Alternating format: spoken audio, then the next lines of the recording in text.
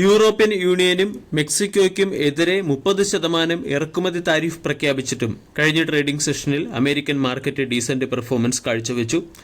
ഡോ Jones 0.2%, S&P 0.1%, Nasdaq 0.3% ഉയർന്നു. താരിഫുമായി ബന്ധപ്പെട്ട ആശങ്കകൾ നിലനിൽക്കുമ്പോഴും ഇന്ന് പുറത്തുവരുന്ന CPI ഇൻഫ്ലേഷൻ മാർക്കറ്റിന് അനുകൂലമായിരിക്കും എന്നുള്ള പ്രതീക്ഷ തന്നെയാണ് അമേരിക്കൻ മാർക്കറ്റിനെ കഴിഞ്ഞ ദിവസം പോസിറ്റീവ് ക്ലോസിംഗിന് പ്രേരിപ്പിച്ചത്. കൂടാതെ അമേരിക്കൻ ഫ്യൂച്ചറുകൾ പരിശോധിച്ചാലും ഏഷ്യൻ മാർക്കറ്റ് പരിശോധിച്ചാലും അവിടെയെല്ലാം ഒരു നേരിയ ബൈയിങ് മൊമെന്റം പ്രകടമാണ്. കഴിഞ്ഞ ട്രേഡിംഗ് സെഷനിൽ ഹെവി വെയ്റ്റ് സ്റ്റോക്കുകളിൽ വന്ന സെല്ലിംഗിന്റെ പശ്ചാത്തലത്തിൽ ഇന്ത്യൻ മാർക്കറ്റ് 67 പോയിന്റ് ഇടിഞ്ഞ് 25,082 എന്ന ലെവലിലേക്ക് എത്തി. 25,000 എന്ന സൈക്കോളജിക്കൽ സപ്പോർട്ടിന് അടുത്തായിട്ടാണ് ഇന്ത്യൻ മാർക്കറ്റും ട്രേഡ് ചെയ്യുന്നത്. ഇനി ഇന്നത്തെ ട്രേഡിംഗ് സെഷനിൽ GM breweries, HDB financial service, HDFC life insurance, Himadri speciality chemical, ICICI Lombard general insurance, ICICI Prudential insurance, just dial തുടങ്ങിയ കമ്പനികളെ ഫോക്കസ് ചെയ്യാവുന്നതാണ്. ഈ കമ്പനികളുടെ ക്വാർട്ടർലി റിസൾട്ട് ഇന്ന് പുറത്തുവരും. കഴിഞ്ഞ ദിവസം മാർക്കറ്റ് അവറിന് ശേഷം ക്വാർട്ടർലി റിസൾട്ട് പുറത്തുവിട്ട ചില സ്റ്റോക്കുകളെയും stock specific action point of view focus ചെയ്യാം. തേജസ് നെറ്റ്വർക്കിന്റെ ക്വാർട്ടർലി റിസൾട്ടിൽ കമ്പനിയുടെ റവന്യൂ ഇയർ ഓൺ ഇയറിൽ 87% ഇടിഞ്ഞ് 1,563 കോടിയിൽ നിന്നും 202 കോടിയിലേക്ക് എത്തി. എബിറ്റ 230 കോടിയിൽ നിന്നും 135 കോടി, എബിറ്റ ലോസ് 230 കോടി രൂപയുടെ പ്രോഫിറ്റിൽ നിന്നും 135 കോടി രൂപയുടെ ലോസിലേക്ക് എത്തുകയും 77 കോടി രൂപയുടെ പ്രോഫിറ്റിൽ നിന്നും കമ്പനി 193 കോടി രൂപയുടെ ലോസ് റിപ്പോർട്ട് ചെയ്യുകയും ചെയ്തു.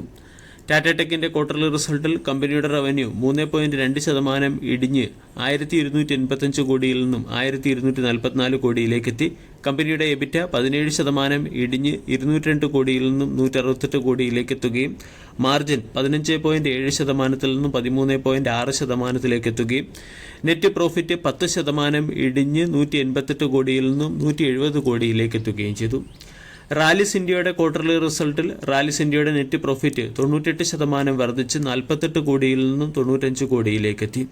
ഇയർ ഓൺ ഇയറിൽ കമ്പനിയുടെ റവന്യൂ 22% വർദ്ധിച്ച് 783 കോടിയിൽ നിന്നും 987 കോടിയിലേക്ക് എത്തി.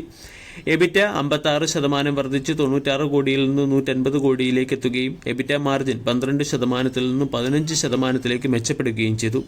സോയിൽ ആൻഡ് പ്ലാന്റ് ഹെൽത്ത് ബിസിനസ്സിൽ 33% വളർച്ച കമ്പനിക്ക് കൈവരിക്കാനും സാധിച്ചു. ഇനി ഇന്നത്തെ ട്രേഡിംഗ് സെഷനിൽ ഫോക്കസ് ചെയ്യേണ്ട മറ്റു ചില സ്റ്റോക്കുകളെ കൂടി പരിചയപ്പെടാം. ഒന്നാമത്തേത് RVNL. RVNLന് ഡൽഹി മെട്രോ റെയിൽ കോർപ്പറേഷന്റെ സൈഡിൽ നിന്നും 447 കോടി രൂപയുടെ ഓർഡർ ലഭിച്ചിട്ടുണ്ട്. റെയിൽടെൽ എന്ന കമ്പനിക്ക് ഈസ്റ്റ് സെൻട്രൽ റെയിൽവേയിൽ നിന്നും 264 കോടി രൂപയുടെ കവച് സിസ്റ്റം ഡെവലപ്മെന്റുമായി ബന്ധപ്പെട്ട ഓർഡർ ലഭിച്ചു. ദീപക് ഫെർട്ടിലൈസർ എന്ന കമ്പനി പെട്രോനെറ്റ് LNGയുമായി ചേർന്ന് റീഗ്യാസിഫിക്കേഷൻ എഗ്രിമെന്റിൽ ഒപ്പുവെച്ചതിന്റെ പശ്ചാത്തലത്തിൽ സ്റ്റോക്കിനെ ഫോക്കസ് ചെയ്യാവുന്നതാണ്. പവർമെക് പ്രോജക്റ്റ് എന്ന കമ്പനിക്ക് 498 കോടി രൂപയുടെ ഓർഡർ SJVN തെർമാക്സ് എന്ന കമ്പനിയിൽ നിന്നും ലഭിച്ചിട്ടുണ്ട്. ഇതിന്റെ പശ്ചാത്തലത്തിൽ പവർമെക് പ്രോജക്റ്റ് എന്ന സ്റ്റോക്കിനെയും ഫോക്കസ് ചെയ്യാം. സംഭവ്